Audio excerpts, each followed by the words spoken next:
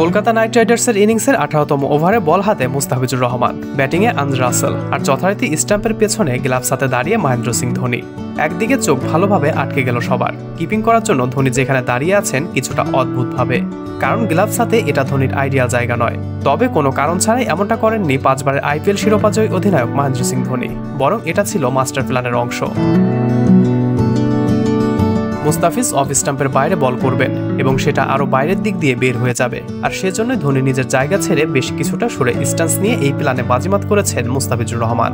Death over batting specialist Russell ওভারগুলোতে সাধারণত deep point ক্রিজে দাঁড়িয়ে থাকেন, ওত পেতে থাকেন কখন একটি ইয়র্কার ভুল জায়গায় পড়বে এবং তিনি হাঁকাবেন বিশাল ছক্কা।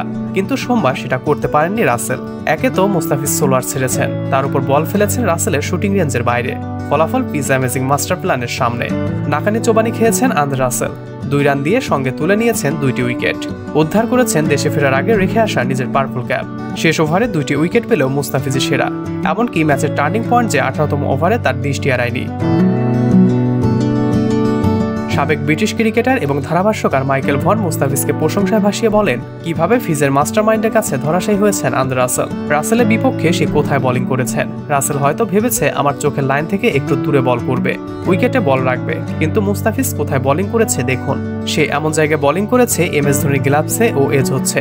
রাসেল হয়তো এক্সট্রা কাভারের ওপর দিয়ে খেলতে পারত, আর সে সামর্থ্য তার আছে, কারণ সে খুবই পাওয়ারফুল ব্যাটার। কিন্তু সে তার আয়ত্তের মাঝে বল পায়নি।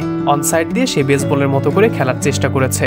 খুব সম্ভবত সেটাই সঠিক সিদ্ধান্ত ছিল, কিন্তু পেস স্পিন বোলিং হলে এবং আপনার থেকে ক্রমশ দূরে সরে গেলে খেলা কঠিন।